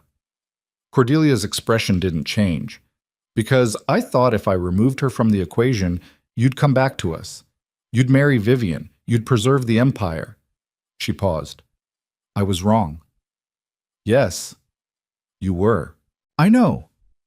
For the first time in his life, Liam saw his mother's perfect mask crack slightly. Just slightly. I wanted you to have the life your father never could. Power without violence, control without fear. I thought the empire was the only way to achieve that. Her voice dropped. But watching you destroy yourself for a woman who makes you happy taught me something I should have learned decades ago. What's that? That some prisons are built by the people who love us most. Liam's throat tightened. Then Cordelia straightened. The mask slid back into place. 3 doors down, 2 guards. You'll have 10 minutes before Marcus realizes something's wrong. Thank you, Liam said quietly. Don't thank me. Just survive. She walked toward the door, paused, looked back at him one last time. And Liam? Don't come back. Not for me, not for the Empire, not for anything. Because if you do, I won't be able to save you twice. She left. Liam stood alone holding the keys and felt something that might have been love for the cold woman who'd just set him free. Then he grabbed the knife she'd left on the chair and walked into the hallway. The building was a warehouse, old, abandoned, the kind of place the Donovan Syndicate used for interrogations and executions and problems that needed to disappear. Liam moved quietly through the dim corridors. His ribs screamed with every breath. His head still throbbed. But adrenaline pushed him forward. 3 doors down. He counted. 1, 2, 3. He pressed his ear against the door, heard voices inside, male, casual, guards who weren't expecting trouble. Liam tested the handle, unlocked. He took a breath, tightened his grip on the knife. Then he kicked the door open and moved. The first guard didn't have time to reach for his weapon. Liam hit him in the throat, hard. The man went down choking. The second guard raised his gun. Liam closed the distance before he could fire, grabbed his wrist, twisted. The gun clattered to the floor. They struggled. The guard was bigger, stronger, but Liam had spent his entire life surviving violence. The knife found flesh. The guard collapsed. Liam stood over the bodies, breathing hard. Blood on his hands, blood on his shirt, blood everywhere. Then he heard a sound behind him. He spun. Cora sat zip-tied to a chair in the corner of the room, duct tape over her mouth, eyes wide with terror and relief. Liam crossed to her in 3 strides, ripped the tape off, cut the zip ties. "Are you hurt?" he asked urgently. She shook her head, threw her arms around him, held on like she was drowning, and he was the only thing keeping her afloat. "I thought they were going to kill you," she whispered against his chest. "They were. My mother stopped them." Cora pulled back, stared at him. "Cordelia?" "I'll explain later. We need to move." He grabbed her hand. They ran. Down the hallway, past storage rooms and empty offices and evidence of decades of violence embedded in concrete walls. Behind them, alarms started blaring. Someone had found the guards. Liam pulled Cora faster. They burst through a door into a loading dock, found the gray sedan exactly where Cordelia said it would be. He threw her the keys. "You drive." "What? Why?" "Because I can barely see straight, and we need to get out of Boston in the next 10 minutes. Cora caught the keys. They climbed in. The engine roared to life. She floored it. The sedan shot out of the loading dock into cold December daylight. Behind them, men poured out of the warehouse. Guns raised, shouting. Bullets shattered the rear window. Cora didn't slow down. She navigated through industrial streets and side roads and neighborhoods Liam barely recognized, her knuckles white on the steering wheel, her jaw set with determination. "Where are we going?" she asked. "North, Canada. We cross the border before they can mobilize enough people to stop us." "What about your liquidation? The Empire?" "I don't care about the Empire anymore." Liam touched her face. "I only care about getting you out alive." Cora's eyes burned with tears, but she didn't slow down. They drove. But they made it to New Hampshire before Liam's phone rang. He stared at the screen. Unknown number. He answered. Put it on speaker. Agent Chen's voice filled the car. Mr. Donovan, I was wondering when you'd surface. What do you want? I want you to turn yourself in before this becomes a manhunt that ends with both of you dead. Not interested. Then let me make you interested. Agent Chen's voice hardened. Marcus Hale just called a meeting of every syndicate family on the East Coast. He's putting out a bounty large enough that every criminal from Boston to Miami is going to be hunting you. You won't make it to Canada. You won't make it past the Massachusetts border. I'll take my chances. And what about Cora Whitmore? You willing to bet her life on your chances? Liam's jaw tightened. I'm offering you a deal, Agent Chen continued. Turn yourself in, testify against the Donovan Syndicate and the Hale family. Give us everything you know about organized crime operations in Boston. Do that, and I'll put you both in witness protection. New identities, new lives, far away from here. You want me to betray everyone I've ever known? I want you to do the right thing for once in your life. Liam looked at Cora. She was staring at the road ahead with an expression he couldn't read. What do you think? He asked quietly. I think, Cora said slowly, that we've been running from choices for 3 months now, and maybe it's time to stop running and face what we've done. If I testify, I'll destroy lives. People who trusted me. People who protected me. People who were going to kill you 2 hours ago, Cora said. People who kidnapped me, who put bounties on our heads. She glanced at him. You spent 7 years trying to build something better than your father's empire. Maybe testifying is how you finish what you started. Liam stared at her, at the woman who'd somehow become the only thing he cared about surviving for.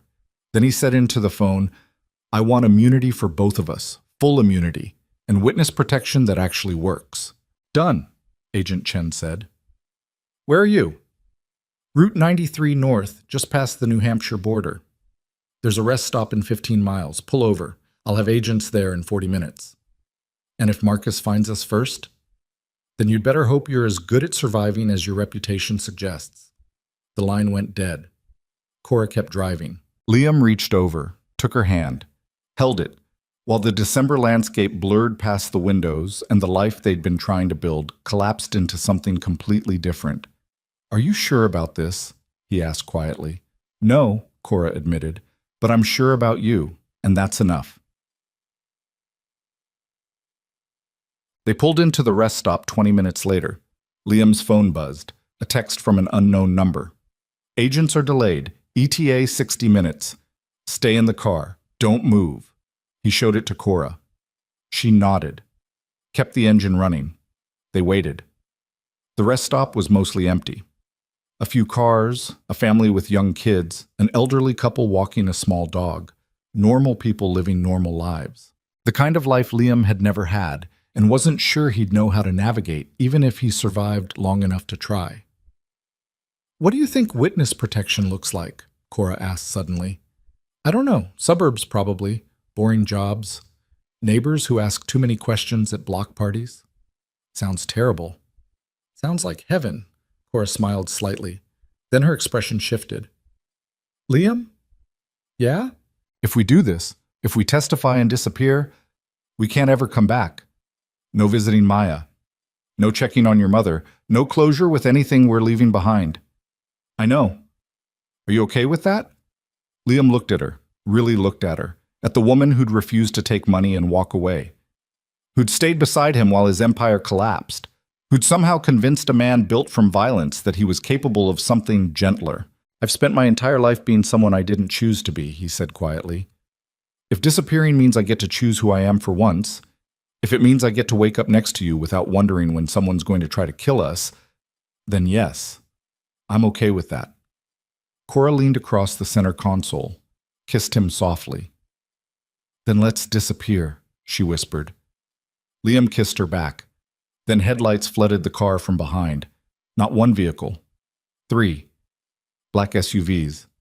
Tinted windows. Liam's stomach dropped. That's not the FBI. How do you know? Because federal agents don't drive in formation. The SUVs surrounded them. Doors opened. Men climbed out. Not Marcus's enforcers, not FBI agents. These men wore suits, moved with military precision, and their weapons were held with the casual familiarity of professionals. A man approached the driver's side window, knocked. Cora looked at Liam. What do I do? Roll it down, slowly. She did. The man leaned down, older, scarred face, cold eyes. "Mr. Donovan," he said, "my name is Vincent Calabrese. I represent the Calabrese family out of New York." He paused. "We've been watching your situation with great interest." "I'm not interested in whatever you're selling," Liam said. "I'm not selling anything. I'm offering protection." Vincent glanced at the road. "Marcus Hale put a bounty on your head, $10 million. Every criminal on the East Coast is hunting you, but my family, we have a different perspective." "What perspective is that?" "That a man willing to burn his own empire rather than live by someone else's rules is exactly the kind of man we want in our organization." Vincent smiled. It wasn't warm. "Work for us. Use your skills to build something new, and we'll make sure Marcus Hale never touches you or the girl." "And if I refuse?"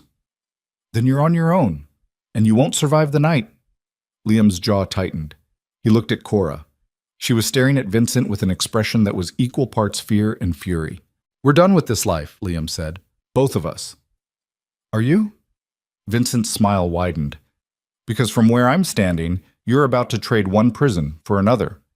Witness protection means new identities, constant surveillance, living in fear that someone will recognize you. Is that really freedom?" "It's more freedom than we have now. Maybe. Or maybe you're just too tired to see another option." Vincent straightened. "You have 5 minutes to decide. Work with us and live on your terms, or trust the FBI and spend the rest of your life looking over your shoulder." He walked back to his SUV. Cora grabbed Liam's arm. "We can't work for them." "I know. If we do this, it never ends. We'll just be trading one empire for another, spoche. "I know," Liam interrupted, "but he's right about one thing. Witness protection isn't freedom. It's just a different cage." "Then what do we do?" Liam stared at the SUVs surrounding them, at the men waiting for his answer, at the impossible choice between survival and freedom. Then he looked at Cora and made a decision that felt like the first honest choice he'd made in his entire life. "We run," he said. "What?" "We run. Right now. Before the FBI gets here. Before Vincent loses patience. Before Marcus finds us." He grabbed her face. "We disappear. No protection. No deals. No organizations. Just us and whatever money I managed to hide before they caught me. Liam, we'll be hunted for the rest of our lives. Maybe. Or maybe we get lucky. Maybe we disappear so completely that eventually they stop looking." His voice was urgent now, desperate. "But at least it'll be our choice. Our life. Not something handed to us by people who want to control us." Cora stared at him, tears in her eyes, fear and hope warring across her face. Then she nodded. "Together," she said. "Together." Cora shifted into drive. Then she floored it. The sedan shot forward, not toward the SUVs, toward the access road leading away from the rest stop. Behind them, men shouted, engines roared to life. But Cora was already gone.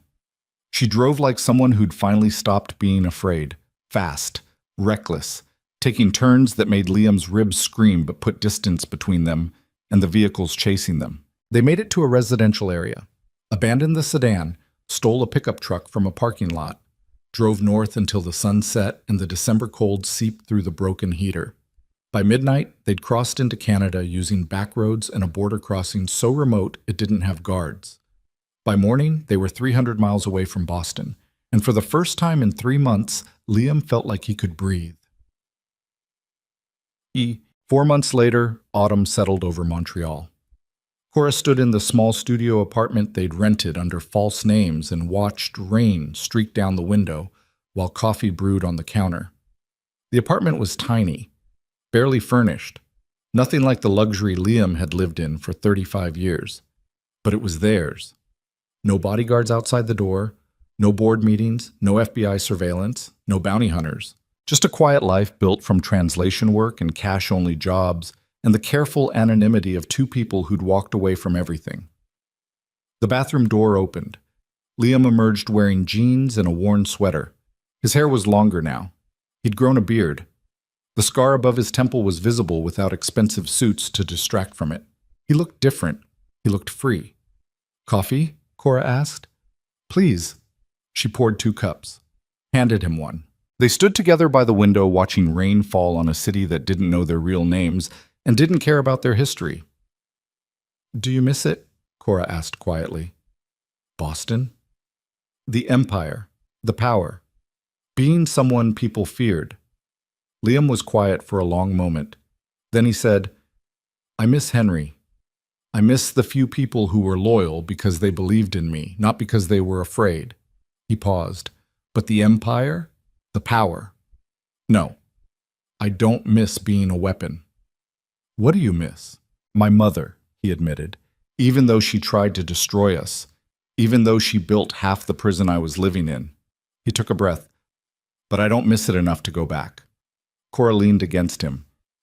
Do you think they're still looking? Maybe. Probably. I try not to think about it. What do you think about instead? Liam set down his coffee, turned to face her. I think about waking up every morning without wondering if today's the day someone tries to kill me. I think about translating poetry with you in cafes where nobody knows my last name. I think about growing old doing something that doesn't involve blood. He touched her face. I think about you. Cora's throat tightened. We're going to spend the rest of our lives running. Maybe. We'll never be completely safe. Probably not. We gave up everything for this? Yes, Liam agreed. We did. Was it worth it? He kissed her, soft, certain, the kind of kiss that tasted like rain and coffee and all the choices they'd made to get here. Every second, he whispered against her mouth. Cora smiled, then she pulled away. I have something for you. What? She walked to the small desk in the corner, pulled out a cassette tape. Old, scratched case. The Bartok Lullaby. I found a tape deck at a thrift store, she said. Thought maybe we could listen to it. Liam stared at the tape, at the reminder of the night they'd met, the song that had connected them before either of them understood what they were building. Play it, he said quietly. Cora slid the tape into the ancient deck, pressed play. The familiar melody filled the small apartment. Bartok's Lullaby. The same song that had played at her sister's wedding. The same song her father used to hum while cooking dinner. The same song that had made a man carrying an empire stop and sit with a woman carrying grief. Liam held out his hand. Dance with me. Cora took it. They moved slowly across the worn apartment floor. No crystal chandeliers, no marble, no elegant ballroom. Just two people who'd survived violence and betrayal and impossible choices to reach this quiet moment. When the song ended, Cora rested her head against Liam's chest. What happens now? Now? Liam's arms tightened around her. Now we live. We translate poetry. We learn French properly. We eat too much poutine. We build something small and ordinary and completely ours. And if they find us, then we run again. And we keep running until we're too old to run anymore. He pulled back, looked at her with eyes that had finally stopped looking like weapons. But until then, we live. Cora smiled through tears. Together? Always. Outside, rain continued to fall on Montreal. Somewhere in Boston, empires still rose and fell. Syndicates still fought over territory. The FBI still hunted criminals. Cordelia Donovan still ruled whatever remained of the family. But in a small studio apartment in a city that didn't care about mafia families or impossible love stories, two people who'd walked away from everything danced to a Bartok lullaby and chose their own ending. And for the first time in either of their lives, that was enough.